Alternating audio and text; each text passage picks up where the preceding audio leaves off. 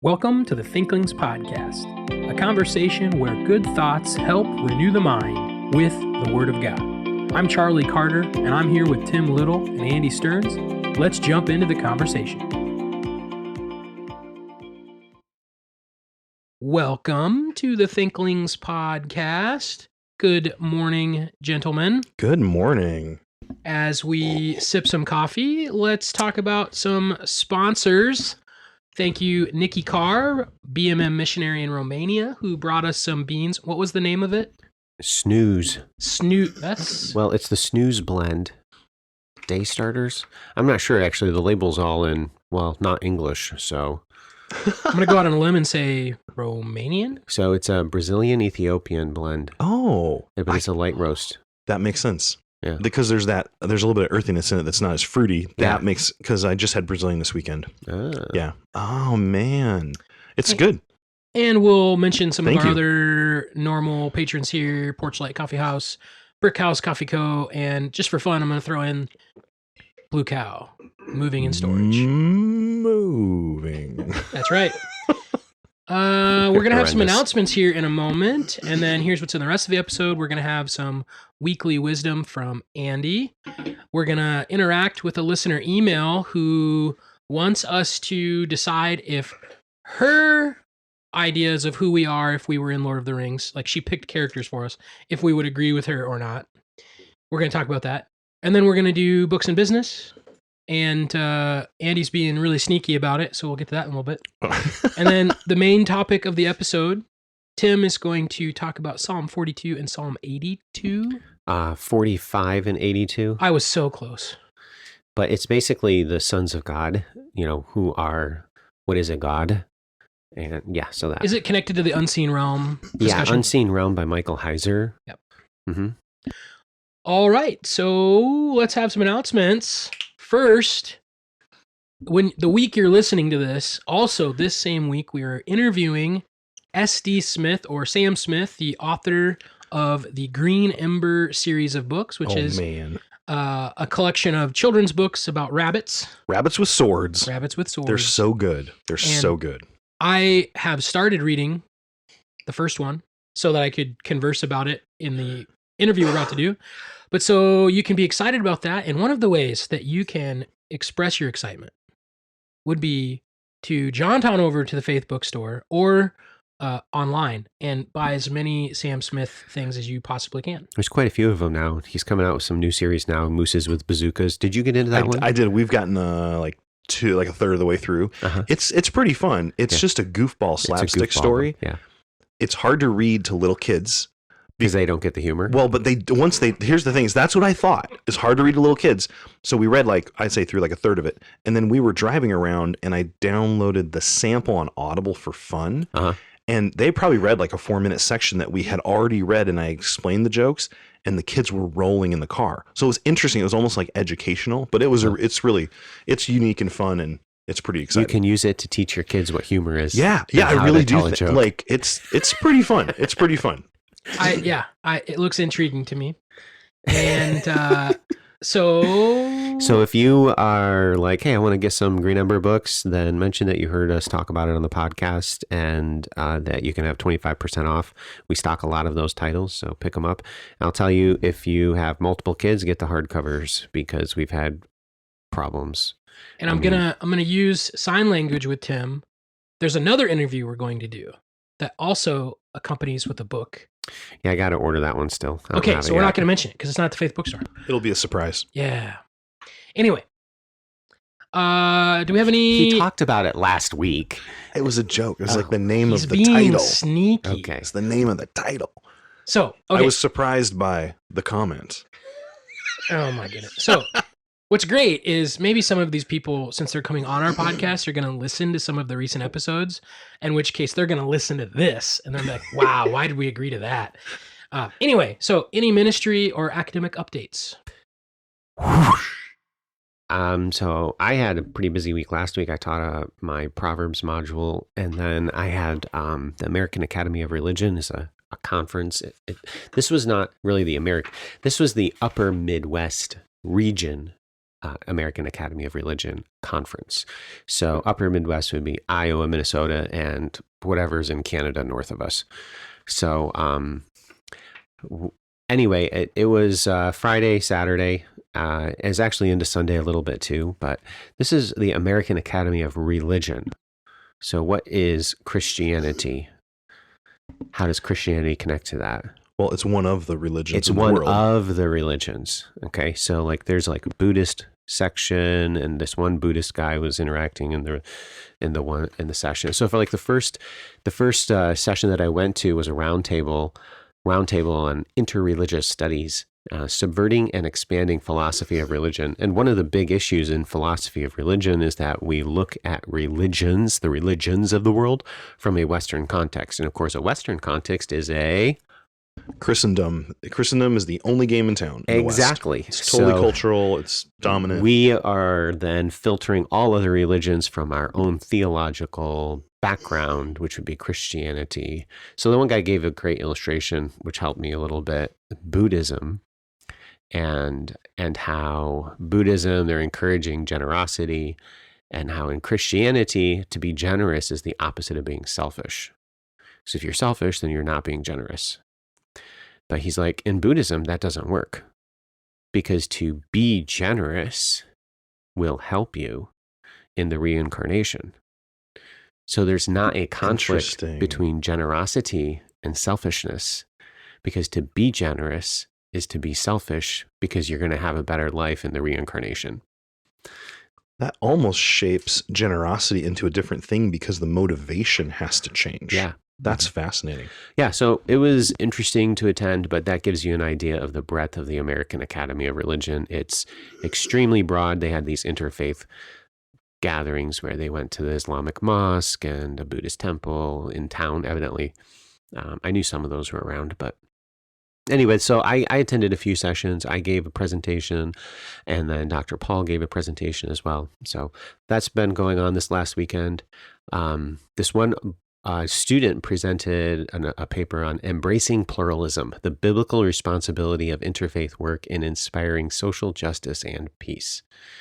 So arguing for pluralism, literally against the Shema, exclusivism. So we are exclusivistic. The Christian faith is exclusive. It is the true faith. That's what we believe. And so how that's wrong. And of course, the person presenting it grew up an exclusivist. Yeah, and abandoned the faith. So basically, it was a pile of ex-evangelicals. In fact, one of the presenters had written a book. The title was Ex-Evangelical. Ex-Evangelical, that's the hashtag on Twitter. Yeah, ex-evangelicals. And so I'll probably talk about that on a future episode. Didn't she win a signed copy of that book? Oh, yeah. And I asked her, and she's like, "Well, you want me to personalize this?" And I'm like, "Yeah, just personalize it to Tim." So to Tim, she signed it. That's so awesome. Ex-evangelicals. Loving, living, and leaving the white evangelical church, or something like that is the subtitle. So anyway, there we go. I have no ministry update. Well, I did speak at Alumni Chapel, I enjoyed that. It was good to see our seniors, and it's their first Alumni Chapel. They're going to graduate. This is one of my favorite times of year at Bible colleges is you're getting close to graduation, and all the hard work of the students is about to pay off. And I love that. And so that was good. Yeah, that was pretty good. Didn't do any ministry updates this week. I didn't teach anything, but whoosh. All right. Insert whoosh, I think. For this week's weekly wisdom, we're going to talk about when wisdom will laugh at you. So I'm going to read a couple of verses here and just take a quick thought for you to think about. In Proverbs chapter 1, wisdom is personified in verse 20 and following as this person who's calling out to you in these various places. So verse 20 following says, "Wisdom cries aloud in the street. In the markets she raises her voice. At the head of the noisy street she cries out. At the entrance of the city gates she speaks. How long, O simple ones, will you love being simple? How long will scoffers delight in their scoffing, and fools hate knowledge? If you would turn at my rebuke, behold, I would pour out my spirit on you, and I will make my words known to you. But because I have called and you have refused to listen, and I have stretched out my hand and no one has listened, because you have ignored all my counsel and would have none of my reproof," and then verse 26 is what we want to focus on, I also will laugh at your calamity and mock you when terror strikes you. I think the first time I read this, I thought it was odd that God, like the good God element in the passage, is going to mock, make fun of, and laugh at the misfortune of others. Until I thought about it, it's not really misfortune. And so, listener, what's going on here is it's presenting a picture of people who have been given biblical truth or wisdom, but have not heeded it. And then because they have not heeded it, when things fall apart, wisdom laughs. And I still thought that was kind of mean until I realized, as I'd gone through it myself, that sometimes you go through a situation and you immediately regret what you've done.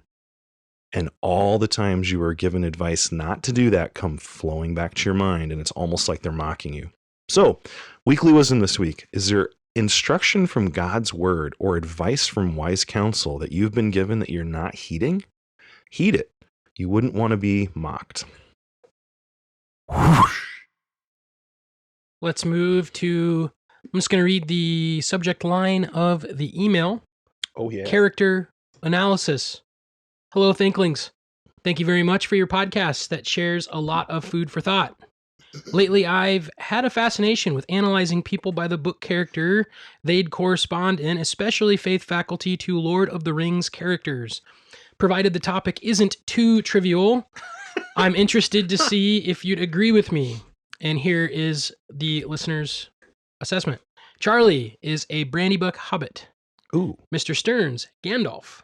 Dr. Little, and in parentheses, this one is harder. I'm not as sure. Probably an elf. Rivendell. Dr. Boyd, I heard he'd be on the podcast sometime soon. Hey, Dr. Boyd, if you're listening to this, you were invited to be here today. And I'm just staring over at your microphone. It's just so cold and lonely. I talked to him this week, and he still calls me the stray cat. Meow. Anyway, Meow. so he's a Numenorian. Originally, I had him also as an elf, but the Flannery O'Connor fascination didn't quite seem to mesh. Dr. Doug, Bilbo, but able to muster more gravitas when necessary. Hope you found this entertaining, Rachel Franklin. So, what do we think?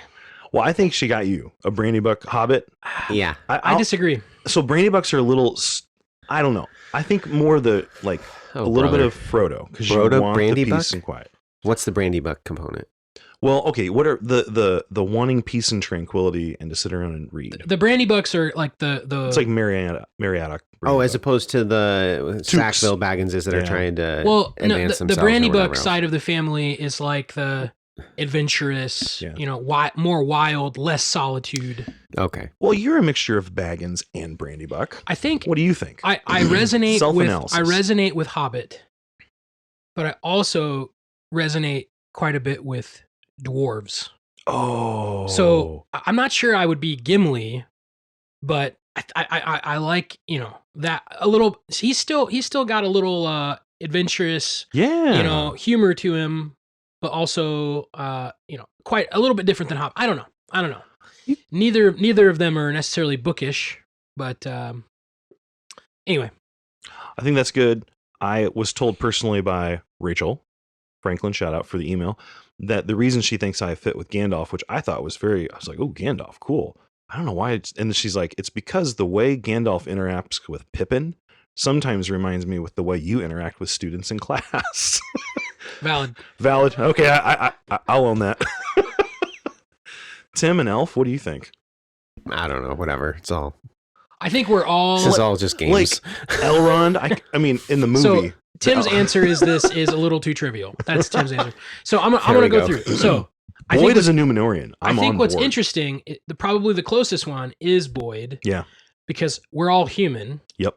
So we would have, it's interesting she didn't pick any other humans to be, who we're like, but the popular humans in the story. So Boromir, Faramir, Denethor, fill in the blank. And so I don't think Tim's an elf. I don't know what you think about that. That's fine. What do you think? I'm his Denethor? Frustration with Isildur for not getting rid of the ring. I could see a little of that. But yeah. I can actually see Gandalf being mad at students also fitting with Tim, but like way, way, way, way, way, way, way, way more. Yeah. I mean, I could see He's not Tim, like that in real life, people, just on the podcast. I could see Tim as being like Thronduil, where he's like Elf in yeah. Mirkwood, where he's just like doesn't really want to be a part of anything. Just ready to move on and talk about something more worthwhile. Dr. Doug, though, we got to tell him that he's Bilbo. That's great. I say I don't know about that one either. I don't know if funny, he's very though. Bilbo. It's funny though. Yeah, I mean, I would put, maybe it's because Tim said it in his book. I would look at Doug as more of a Gandalf-y character. I would agree. But yeah. Anyway, that was fun. I don't think it was too. That's like the perspective of us being the hobbits. We're all the hobbits. Yeah. And then so we've likened Doug ourselves. Doug is the sage. Doug is the wise man. We have likened ourselves to the hobbits as like going on these long journeys of writing and those types of things. And so, but yeah. Rachel, you should read the Silmarillion and then pick one of the characters out of there for us. No. There we go. No. There we go. Part 2.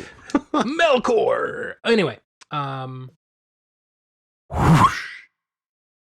books and business. let's talk about some books. I like that. Tim was like, "It's time. It's time." He's just breaking in. Tim, you go first. So I'm going to mention the Unseen Realm: Recovering the Supernatural Worldview of the Bible by Michael Heiser. This is this book's made the rounds. It's sold a lot of copies. I've had a lot of people that I know who have read that and been like, "This is great." Really? Okay. I'm very curious what you think, because I'm curious myself. So one thing, well, let's just start with what the book's about. The book is about recovering the supernatural worldview of the Bible. The author, Michael Heiser, it's just kind of like detailing his own personal story. It's written from the first person perspective in a lot of ways. It has a lot of academic credentials to it because he's building off of his doctoral dissertation. So there are a lot of footnotes in the book, but it's really from a first person's perspective when he discovered from Psalm 82 how there are other gods beside the Lord. So who are these other gods? And he didn't realize that. He just figured, well, there's only one God. The Bible says there's only one God. And then he's like, oh, wait a minute. The Bible says there's other gods. So he kind of details how the supernatural worldview of the Bible is more than just the King of Kings and the Lord of Lords. There are other deities. Did you not know that? Is that like new information to you, or did you? So I think like the multiple God view thing, I always thought like when it talks about like Baal and all those, it's like not really gods. They're trying to be in the place of God. And then when it says that thing in the Bible about other gods, I just thought I didn't think that's what it meant, because it must not mean that. It was one of those like presuppositionally, I thought, oh, there's only one God. It must mean something different. Okay. I don't know. I don't think I'd ever thought about it much. Gotcha. All right. So he kind of talks very sensationally in the book, and that's one of the things I really don't like about it. He begins, we all have watershed moments in life, critical turning points where from that moment on, nothing will ever be the same. And I'm like, really? Is this issue that big of a watershed moment in life? I don't see it's that striking. So he's like, the first verse of Psalm 82 hit me like a bolt of lightning. God, Elohim, stands in the divine assembly. He administers judgment in the midst of the gods. So you have the God judging the gods. And so all of a sudden he talks about how his understanding and worldview of the Bible is like blown apart. And he details how he goes and looks for answers among conservative evangelicals, and he doesn't find any answers. So then he broadens out and he basically goes to, not AAR, the American Academy of Religion, but Society of Biblical Literature. So more biblical stuff, but higher critical literature. And then he's discovering all kinds of literature, people talking about the other gods of the Bible. Other gods do exist, okay? We often don't call them gods. What do we normally call them? Spiritual beings or spirits or beings, demons or angels, demons. Those are the terms that we often use. So Balrogs. You're horrendous. Not wrong. So when I say he writes sensationally, here's another illustration. I immediately set to work trying to find answers. I soon discovered that the ground I was exploring was a place where evangelicals had feared to tread. And I'm like, really? This isn't that controversial of an issue. I don't think it's that revolutionary. And I'm like, I think the evangelical world has. Maybe when he was writing and originally doing his research, maybe there wasn't a lot. But he states, I had to look beyond the world of evangelical scholarship. And then he kind of creates this contrast between his the traditions in which he had grown up and what the Bible actually had said. So he has a statement here. Was my loyalty to the text or to Christian tradition?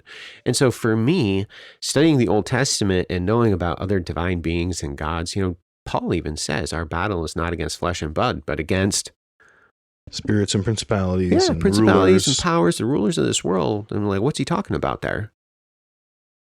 Yeah. Way to go. 2 Charlie's points for you, just Charlie. dropping all these C.S. Lewis.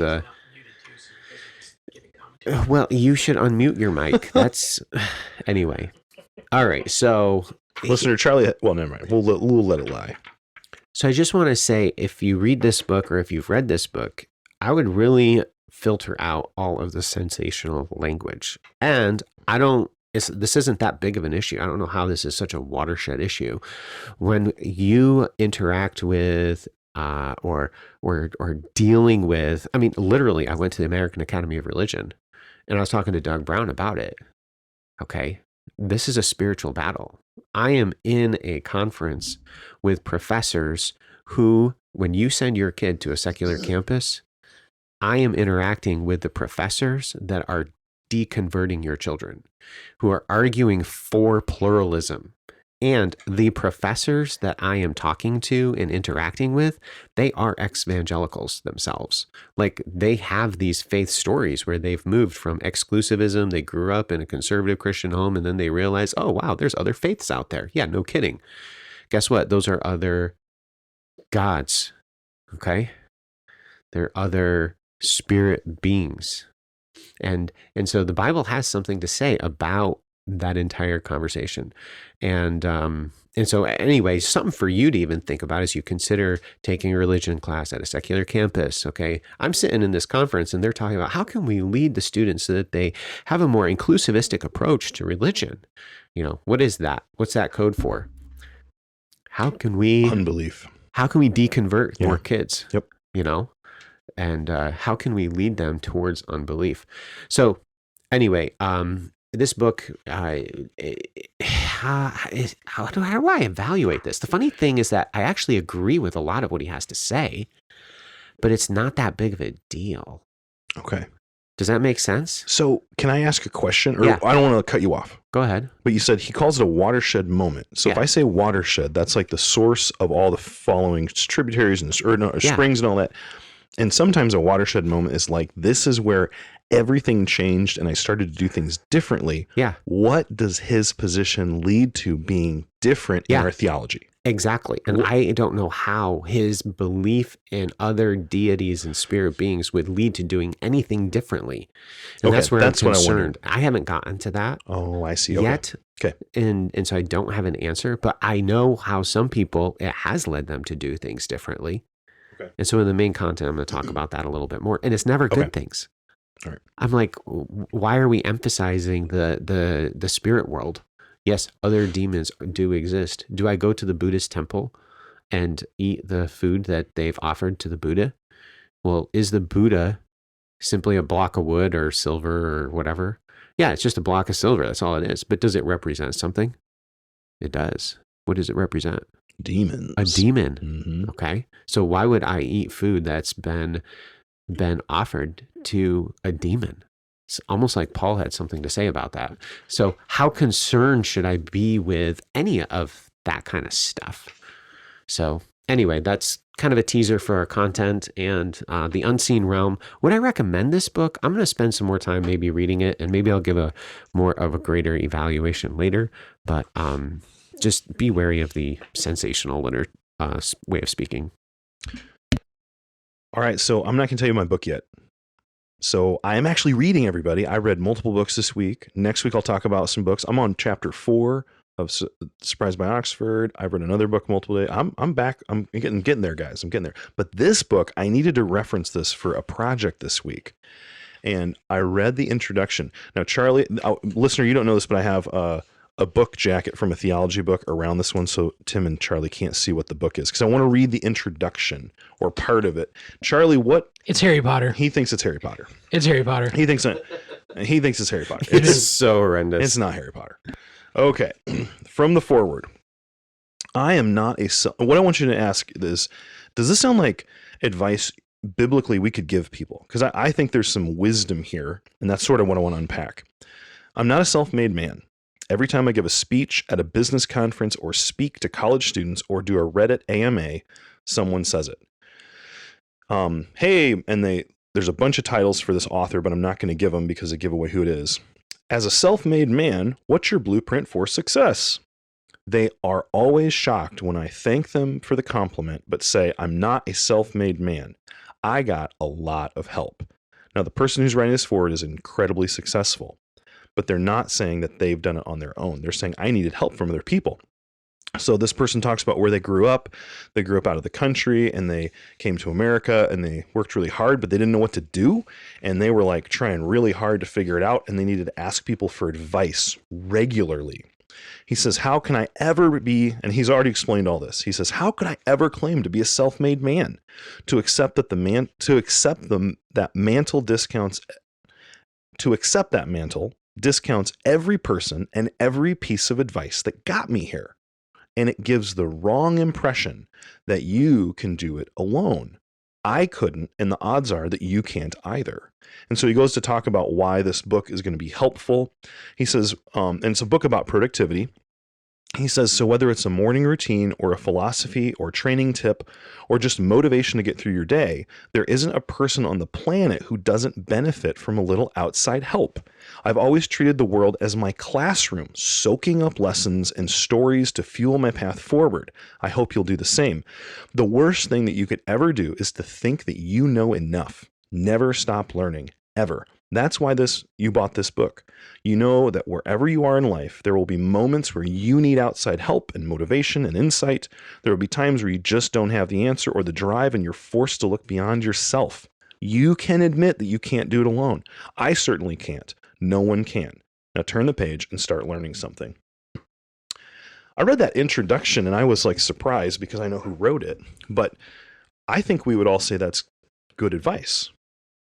Does that sound proverbial to you? I mean, there's a humility. Yeah, humility. I had written down in the margin there, like there's humility here. Now, listener, what I'm not saying is that you can go to unbelievers and you should whatever. But would it surprise you if I said that was the Governor who wrote that? Arnold Schwarzenegger wrote that. And this is the introduction to Tools of Titans by Tim Ferris. It's just a book on productivity tips. I was just surprised. I'm not going to say this is why I'm going to be humble and why I'm going to look for advice and wisdom. But I did think it was funny to hear someone who I think is, I wouldn't think that's not how I would describe them. Does that make sense? You wouldn't think of Arnold Schwarzenegger as being humble? Well, I mean, I'm not trying to, I don't know the guy. But I mean, from what I've seen, I'm like, So either he didn't write that or he, in like the way God creates the world, like if you try to do it all on your own, you're going to fail because like you're not finite or you're not infinite, you're finite. So I just thought that was funny. I don't know what to do with that, but I'm like, oh, that'd be interesting I'm not going to go to this and be like, oh, now the Bible's true because Schwarzenegger said so. But it is interesting that like even people trying so hard, you can't escape how God's made us and how the world is. I think that's where I'm going with it. Tim. Yeah, it's like the common grace of God. Yeah, that's what As you live in this world, you can see how things work, and then you can grow in wisdom, even as an individual who doesn't believe, they don't have faith. Yeah. So I just thought that was an interesting little tidbit. I'm like, I'll share this. Charlie's he's over there moping that it's not Harry Potter. And Blind squirrel finds a nut every now and then. That applies in multiple ways. So anyways, no recommendation for the book. It's just I needed it for a project. I just thought that was an interesting little tidbit to bat around. All right. Business that is accompanied by a book. It's turkey season. I'm so excited about this. And so friend of the pod, well, he's not truly a friend of the podcast. He's never been on the podcast. Maybe someday. Meat's back on the menu, boys. That's right. So Sawyer Gogarty was with me. And so this book, it's The Hive of the Bee Hunter, a repository of sketches, including Peculiar American Character by Thomas Bangs Thorpe. And he's like a reporter or an author in like the 1800s. And he's from New York, and he would go to the South and the West, which at that time is like, Tennessee, Kentucky, Louisiana, Mississippi. And he's like writing stories for people back in New York because they're like wanting to know about this like frontier. So he's got all these stories about, I just read the one, about this bee hunter where he goes and finds the bees, he chops their tree down to get their honey. Like, and it's in one sense, it is reporting, like he's telling real stories, but it is very like mythical where it's like he's, I think, a very accomplished, precise writer with what he does imaginatively to get someone in New York to understand what's going on in the middle of a bear hunt or, in this case, turkey hunting. So the very first, sketch is wild turkey hunting, which I've already mentioned on this podcast before, but I've read through this and what it does so interestingly is it paints the picture of the hunt from within the mind of the turkey. So it's like, imagine you're the turkey and you're going to get killed, but like playing it out from that imaginative This is so standpoint. great. And I love told this so much. So here, I picked up Sawyer at 3 a.m. the other day because you have to get there before they wake up. And I have this book and I was like, Sawyer, you have required reading. Before we get there, you have to read this and you have to do it out loud. Teachers never stop teaching. And well, what's great is, Sawyer and I are very kindred. And at first you could tell he's like, it's 3 a.m. I'm not, and then, but he started reading it. And there was a moment probably one of my favorite moments of this hunt is he's a couple pages into this and he's like, okay, yeah, this is great. That's awesome. And so I want to just read a little bit of this depiction.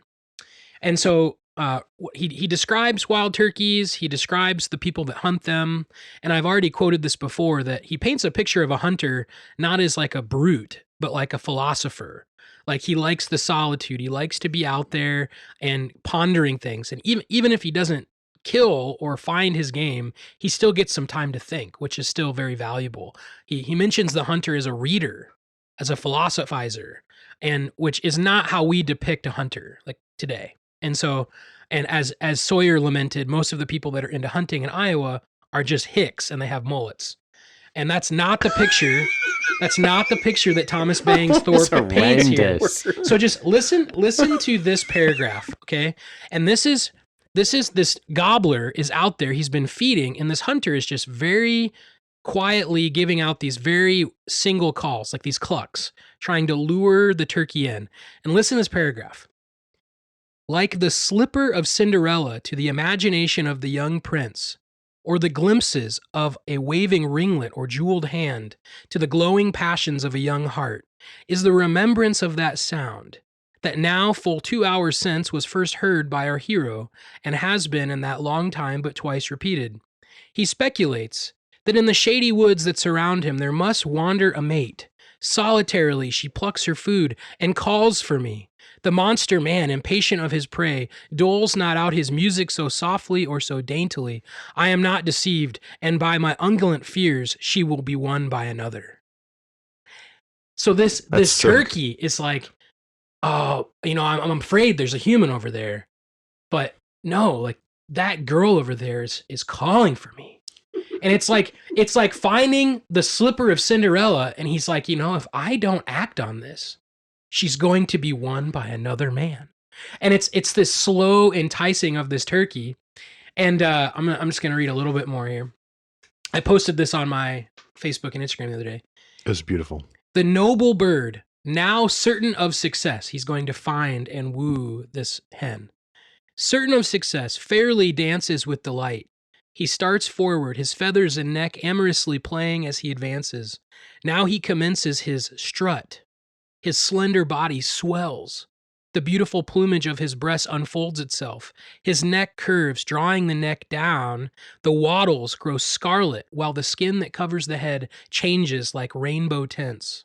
The long feathers of the wings brush the ground. The tail rises and opens into a semicircle. The gorgeously colored head becomes beautifully relieved in its center. On he comes with a hitching gait glowing in the sunshine with purple and gold. And so it's just this beautiful picture of a turkey hunt from the perspective of the turkey. And yeah, so the full story there. Sawyer reads that. We go in and we commence our business with our book. And this exactly happens. A bird flies out in the field, and we watched him slowly strut in over probably an hour. Wow. Until he got about 5-10 yards from us, and we killed it, took it home with us, and it was just a beautiful thing. And so yeah, it's books, Thomas Banks Thorpe, and business. I got a turkey in my fridge, so there you Dude, go. that's awesome. Books and business.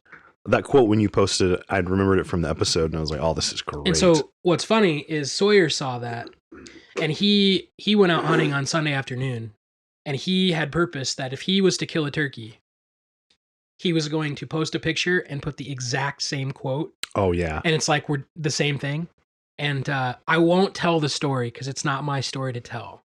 But he had an interchange with the glorious bird, and no post was made. So you can you can ask Sawyer what happened. No post was made. Anyway. Let's have a conversation about the gods. So in the unseen realm, Heiser talks about how Psalm 82 is a watershed moment. So I want to basically work through Old Testament theology, really it's a biblical theology, but I'm going to be focusing on the Old Testament, of what it means when it says a god or gods. The definition of Heiser has some merits, but then we're going to culminate in Psalm 82, and we're going to then take that biblical theology and explain what the gods are in Psalm 82. We will then end with some application as well. So the word God, in the beginning, God created the heavens and the earth, okay? Starts right at the very beginning. Okay, the word that's used there is a plural. So it's technically, in the beginning, gods created the heavens and the earth.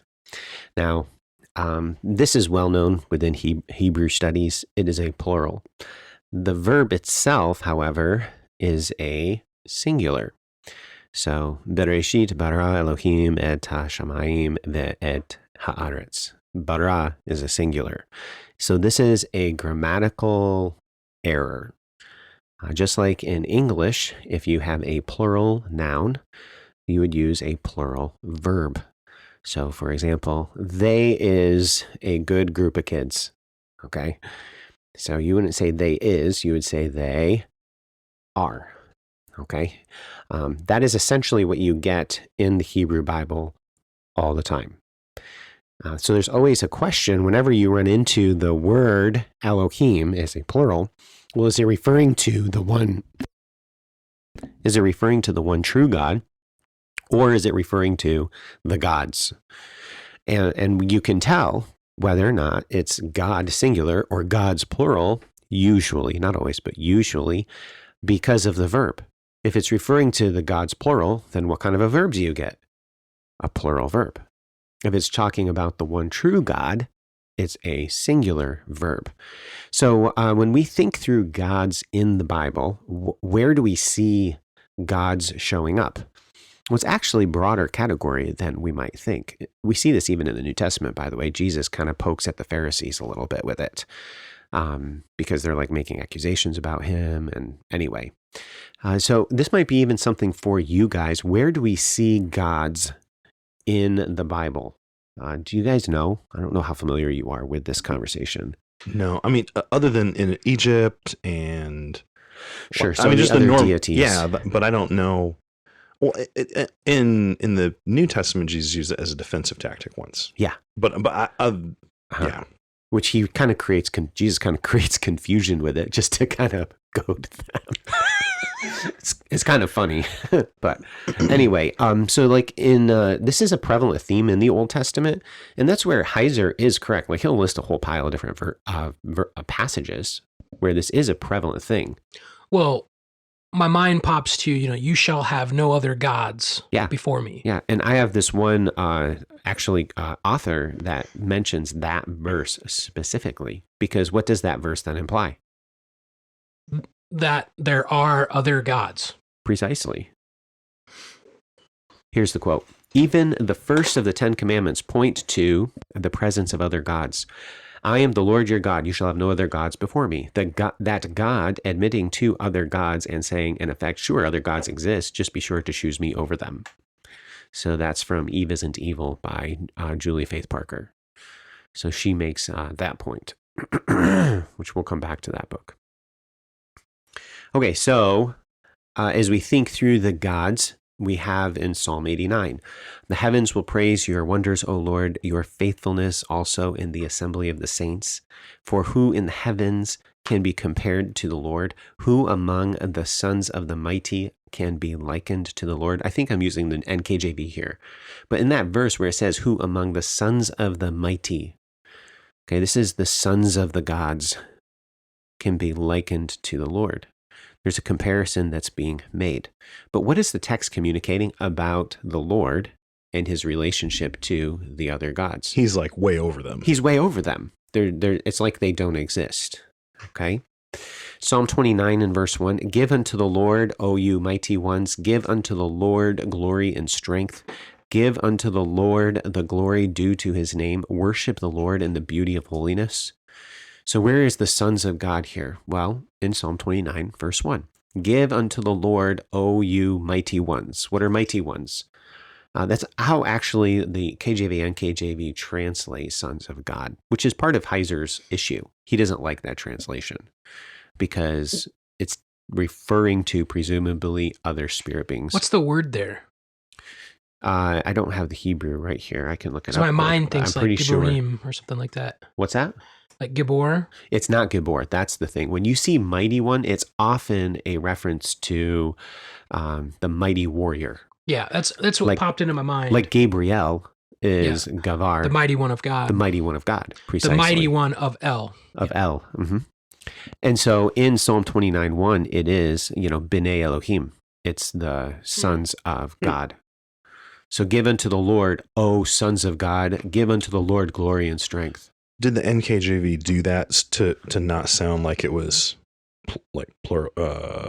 pluralistic or whatever? Or like, did they? Why pantheist or not pantheist? Polytheistic. Polytheist. That's what I was thinking. Is that? Do you think why they made that decision? Or yeah, I'm not sure. Okay, that's. I am quoting the NKJV there. I just checked. So it's funny, ESV. Just I don't know if this derails you, but I went to look the word up too, and had the ESV up, and it says, "Ascribe to the Lord, O heavenly beings." Right.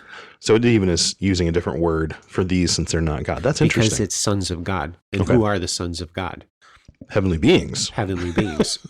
Are the sons of God heavenly beings? Yeah, I believe they are. And Heiser makes that case. But this wasn't new information to me. I'm just like, well, yeah, of course they are. You have in Job 39, I didn't even put that one in my list here, but Job, I think it's 39. It's one of the key texts that the sons of God are heavenly beings is there in Job, where the sons of the morning stars are glorifying the Lord. And so what are the morning stars? Well, what does that metaphor mean, morning star? What is a morning star? I always thought that was like code for angels or something. Yeah, it is. It's a code for an angel.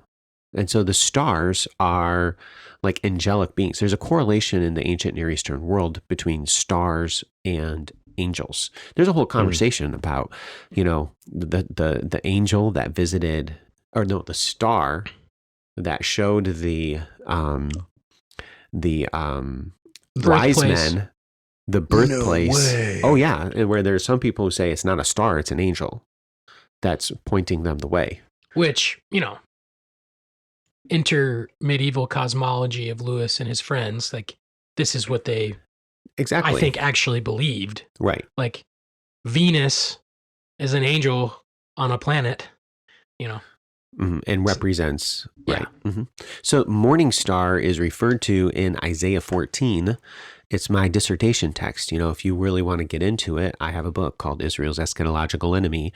You can pick that up, and I work through the morning star metaphor. But the metaphor is that Heiser actually takes a different view on the metaphor. There's a discussion on what a star means. At first, it's an angelic being, yes, but it's also somebody who is a king, for example, who is the morning star. Does it sound like a metaphor referring to somebody whom we actually will worship and should worship today? Okay, Jesus is the morning star. And what is the morning star? Well, it is the brightest star in the night sky.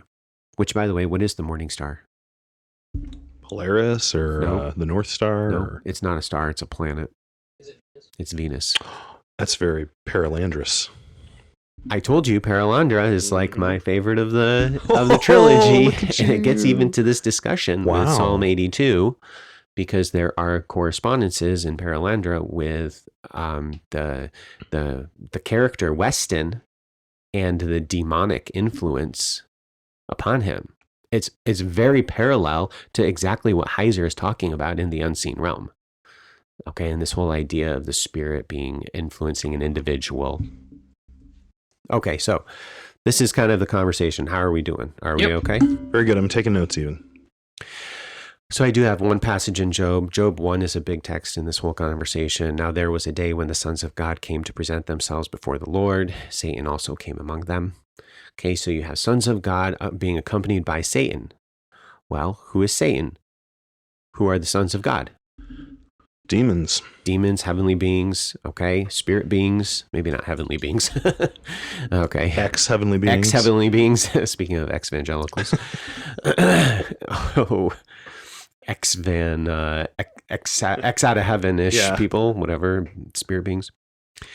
So this is not something that's new or foreign to Old Testament theology. So if you thought, there is only one God, the God of gods, when we say that there's only one God, we're saying we're not denying the existence of other spirit beings who can acquire the title of God. Certainly, there are other spirit beings that exist. But as far as a Christian is concerned, guess what? There's one that matters. And the rest of them, they don't matter. You need to focus on your worship to the one true God and get to know him. And be careful wanting to get to know other spirit beings.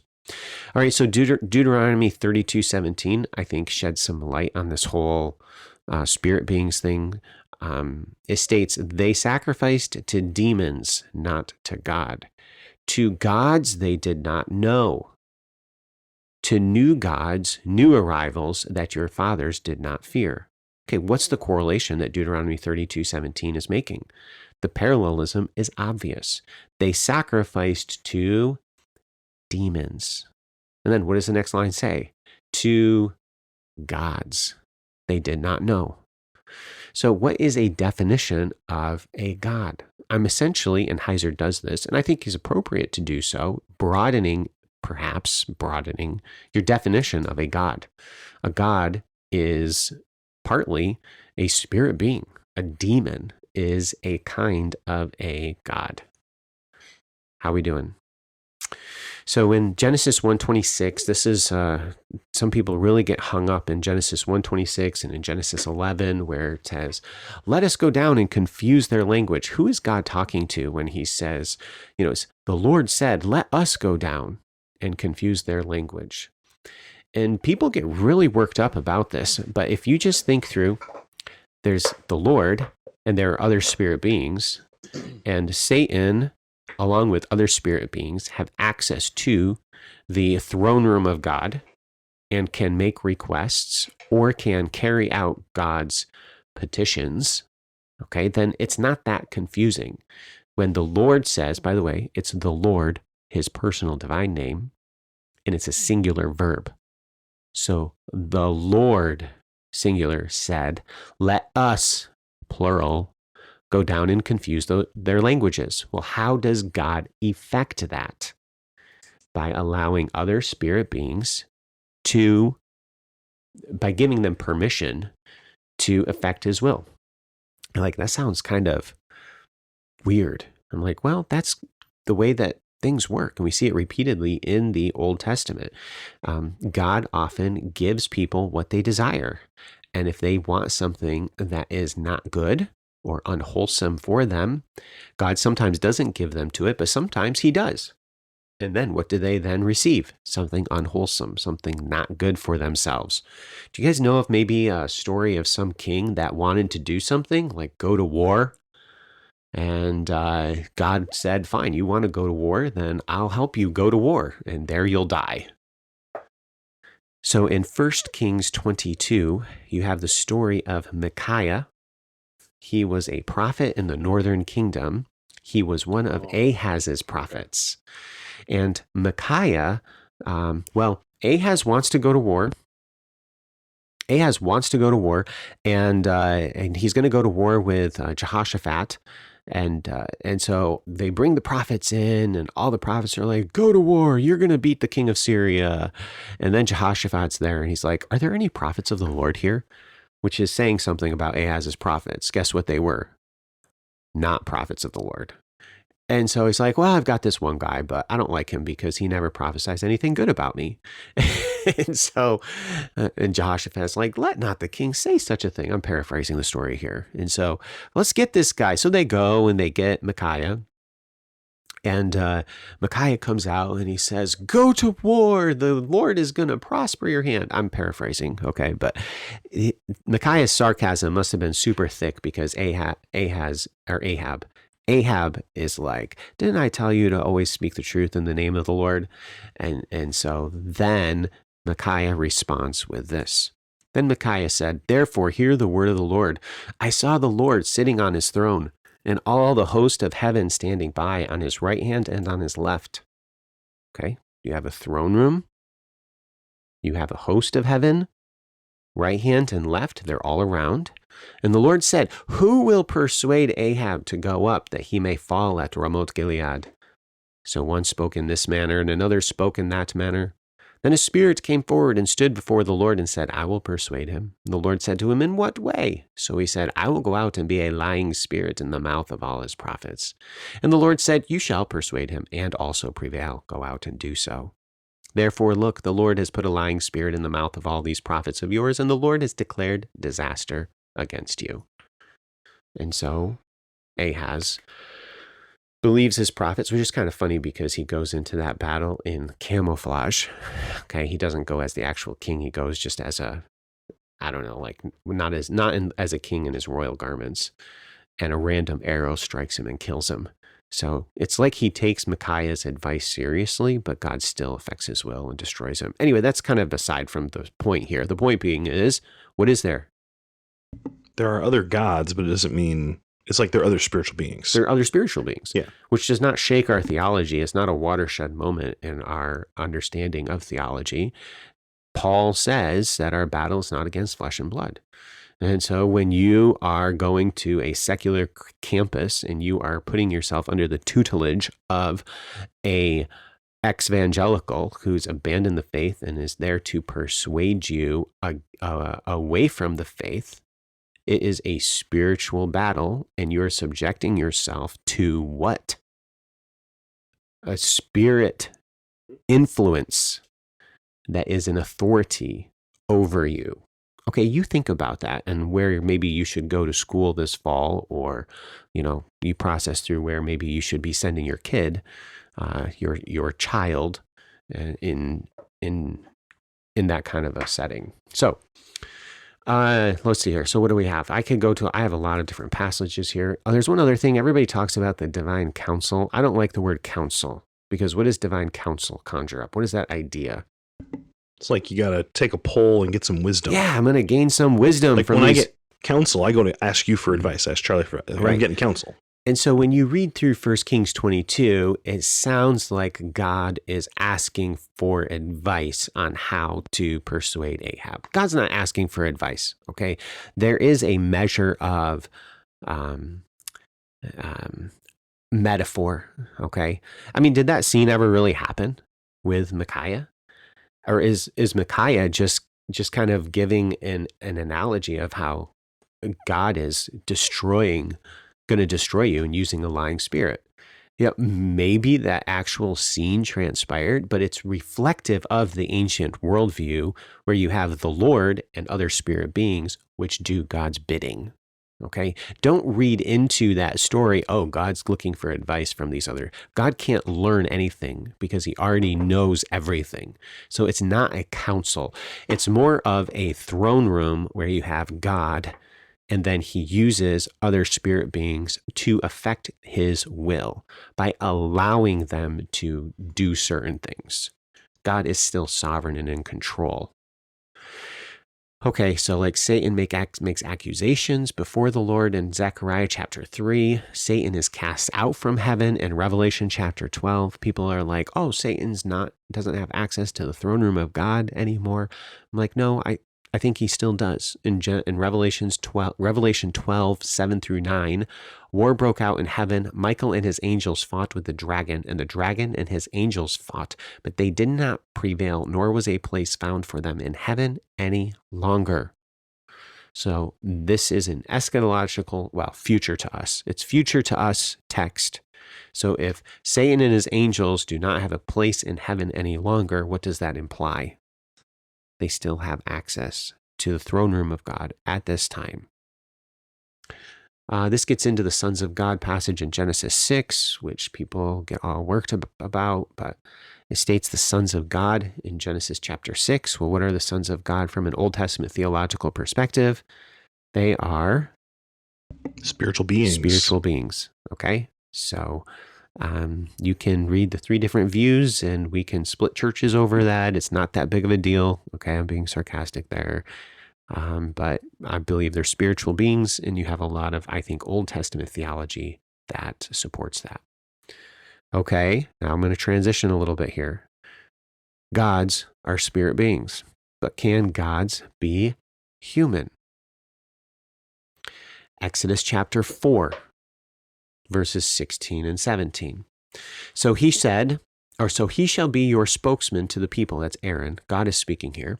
So Aaron will be your spokesman to the people, and he himself shall be as a mouth for you, and you shall be to him as God. What is going on in Exodus 4? God, the Lord God, is creating an analogy. Moses is God to Pharaoh, and Aaron is his prophet. God uses this as an analogy, and we see this repeatedly in the Old Testament. When we think of gods, we think of the spirit entity, but it's more than that. Humans can be gods, almost like the tree of the knowledge of fruit and evil. The tree of the knowledge of good and evil. And Satan, and when the serpent tempts, you shall be like gods, knowing good and evil. Okay, are you kind of seeing here a little bit? Our definition of God is much more specific than an Old Testament theology's definition of God. In Deuteronomy chapter 1, I'm going to read verses 15 through 18. So I took the heads of your tribes, wise and knowledgeable men, and made them heads over you, leaders of thousands, leaders of hundreds, leaders of 50s, leaders of 10s, and officers for your tribes. Then I commanded your judges at that time, saying, okay, so he's commanding the judges, hear the cases between your brethren, and judge righteously between a man and his brother or the stranger who is with him. You shall not show partiality in judgment. You shall hear the small as well as the great. You shall not be afraid in any man's presence, for the judgment is God's. The case that is too hard for you, bring to me, and I will hear it. So throughout the Old Testament worldview, who are gods? Well, judges are gods. Because what are they supposed to do? They're deciding for people what is right and wrong. The tree of the knowledge of good and evil. So a judge is judging for God. So in the Old Testament, who else are gods? Judges. Not only judges, but also kings. You already saw that implied with Moses. Moses is not a king, but he is functioning like a king for the children of Israel. You're like, okay, where do you see that kings are gods? Okay, controversial passage, Psalm 45. My heart is overflowing with a good theme. I recite my composition concerning the king. My tongue is the pen of a ready writer. Psalm 45, verse 2. You are fairer than the sons of men. Grace is poured upon your lips. Therefore, God has blessed you forever. Okay, so who is the king in Psalm 45? And there's some controversy and discussion about this because it sounds very messianic. In fact, we get the word anointed in the text itself, but the individual here seems earthly. States in Psalm 45, verse 3, gird your sword upon your thigh, O mighty one, with your glory and your majesty. The picture here is of a king with a sword on his thigh. It is his wedding day, and he is an instrument of righteousness and justice for the people, i.e., he is a God. Verse 4, and in your majesty ride prosperously because of truth, humility, and righteousness, and your right hand shall teach you awesome things. Your arrows are sharp in the heart of the king's enemies. The peoples fall under you. Your throne, O God, is forever and ever. A scepter of righteousness is the scepter of your kingdom. And this is the reference that people get all worked up about, because who is the God in Psalm 45 and verse 6? It seems like, oh, is that? No, I thought we were talking about an earthly king. Then it states in verse 7, you love righteousness and hate wickedness. Therefore, God, your God, has anointed you with the oil of gladness more than your companions. So how can your God anoint you as a God? And the answer is that because he is a God, he's a king. And a king is a God. This is where people are like, well, this must refer to Jesus. Well, it kind of falls apart pretty quickly, especially in the following verses where he's a very earthly individual. In verse 9, king's daughters are among your honorable women. Yeah, that applies really well to Jesus. And that he's married. That doesn't kind of work theologically. Okay, so Psalm 45 is in reference to an earthly king who has been anointed by the Lord as the king. Well, he is a God, in that he is functioning as the arbiter of righteousness and justice for God over the people. Does that make sense? Yeah, I think I'm following you. All right, I got to wrap this up because it's going kind of long. Now, what about the power behind a king or the power behind a judge? Is there a spiritual presence, a spiritual being that might influence particularly people in positions of power and authority? Obvious answer is yes. Where do we see that? Isaiah 14. Who is the power that empowers the king of Babylon or the Antichrist? Okay, Satan himself. He is the spirit being that empowers him. And this is where I like Paralandra, because in Paralandra, the character of Weston, Lewis has this one quote where he's like, am I talking to Weston or am I talking to the spirit being behind him? And it's just like, he makes a statement how, well, really, is there a difference? Because the spirit being is the person and the person has become the spirit being.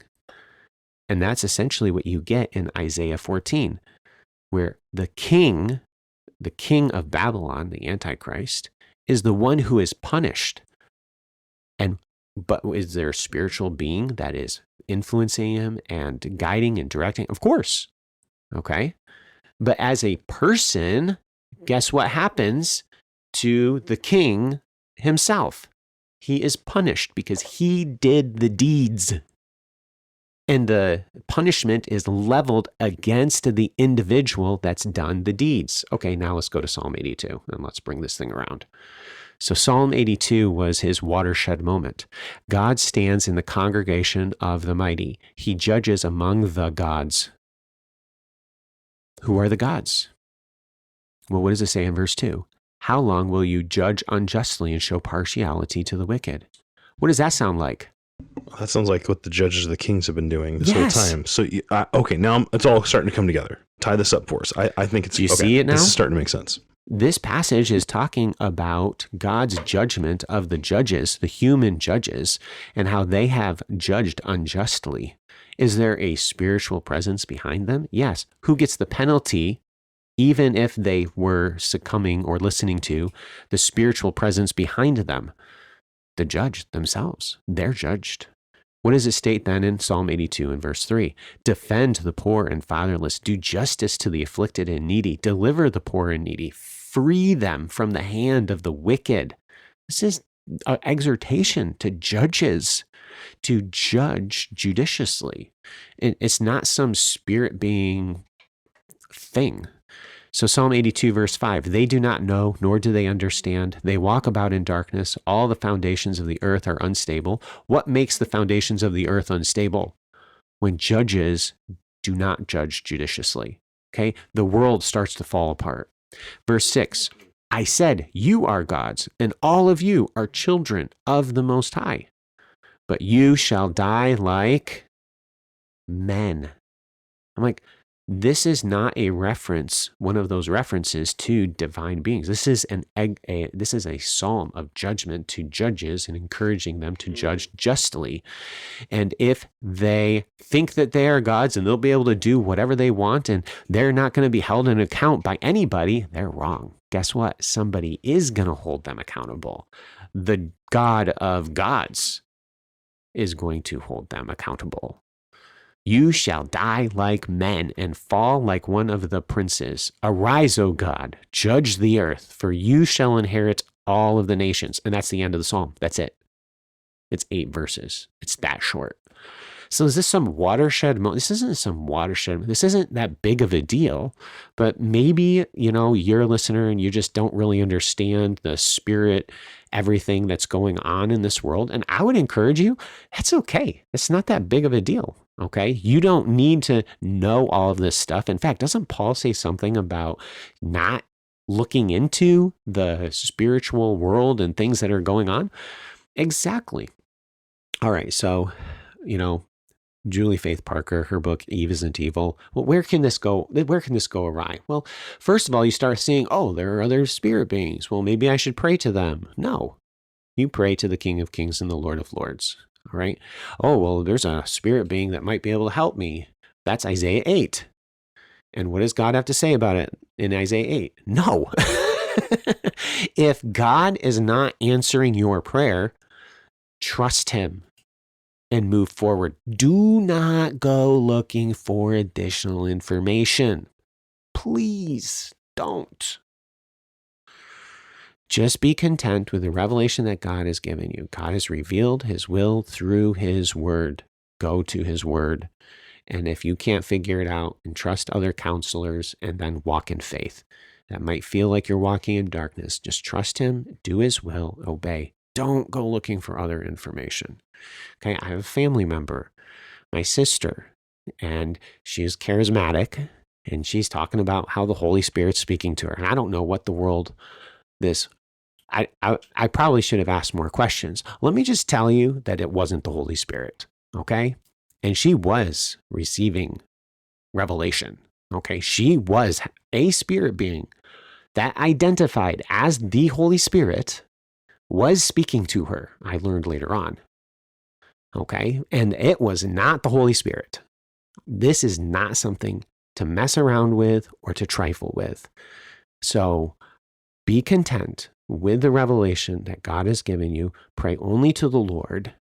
Listen only to the Lord, which is his word, and make sure you submit to godly leadership in your pastor in a non-charismatic church, okay? And submit to that leadership and then walk in faith. I pray that you would walk in wisdom concerning the gods of this world, and that you would truly worship the King of Kings, the Lord of Lords, the God of gods. He is the only one. Thank you for listening to this episode of the Thinklings Podcast. We would love to hear from you. If you have any feedback, suggestions, or potential topics that you'd like us to discuss, you can contact us through our email, thinklingspodcast@gmail.com. Remember, don't let this conversation end with this podcast. Read good books, talk about them with your friends, and always continue to cultivate your mind. See you next time on the Thinklings Podcast.